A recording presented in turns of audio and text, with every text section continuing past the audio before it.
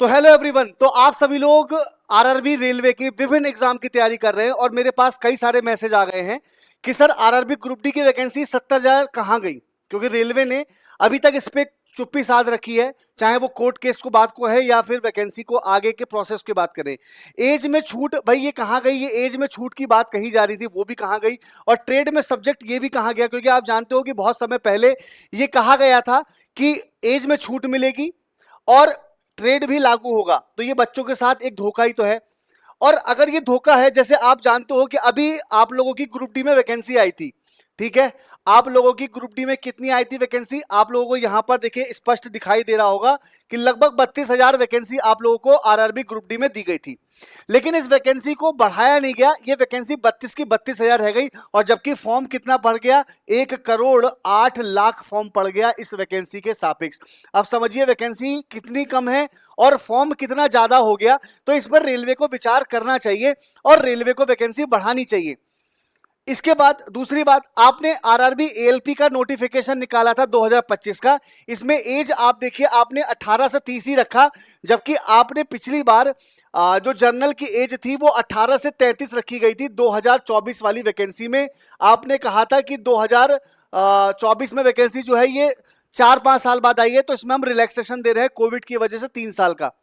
अभी एक बात रखी गई थी मीटिंग में आज से 2 महीने पहले सभी शिक्षकगण की कि इस बार की वैकेंसी में लगभग 2 साल की छूट तो मिलनी चाहिए। क्योंकि ऐसा बात कही गई थी कि 3, जैसे यहां पर 3 साल की छूट दी गई थी, यहां पे 2 और जो आने वाली वैकेंसी है वहां पे 1, ये बात रखी गई थी। लेकिन उम्र आपकी 18 से 30 ही रही, जिससे कई सारे बच्चे फॉर्म भरने से वंचित रह गए और छूट गए।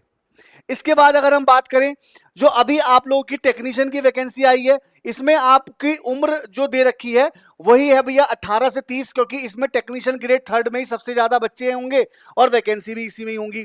लेकिन वैकेंसी भी 6,000 इतनी कम है और उम्र भी 18 से 30 है। और ट्रेड के बारे में अगर हम बात करें तो ट्रेड के बारे में तो कोई जिक्र ही नहीं किया गया है, तो ट्रेड के बारे में तो कोई जिक्र ही नहीं किया गया। अब आप मुझे बताइए कि ट्रेड ना लागू कर कर ये तो फिर से कट ऑफ को बहुत ज्यादा बढ़ाएगा। अभी इस बार की आप कट ऑफ देख लीजिए, 85-90 ये कट ऑफ टच की है, और जबकि 14,000 वैकेंसी थी।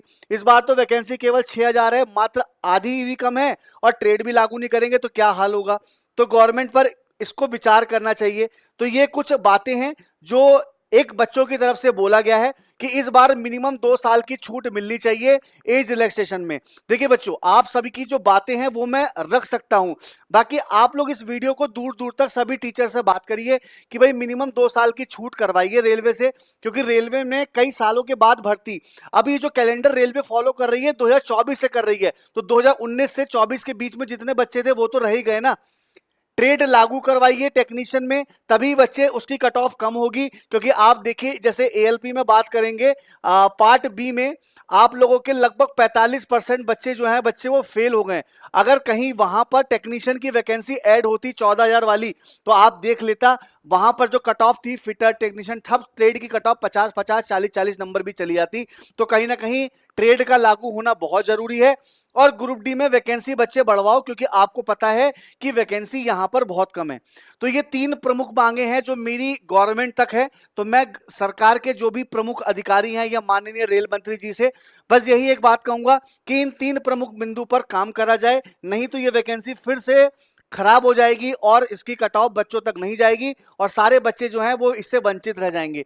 तो ये 3 प्रमुख मांगे हैं जो गवर्नमेंट से मेरी हैं। बच्चे आप सभी लोग इस वीडियो को शेयर कर दीजिएगा ताकि सारे शिक्षक तक और सभी लोगों तक ये वीडियो पहुंच जाए, आप सबकी बात वहां तक हर किसी तक पहुंच जाए।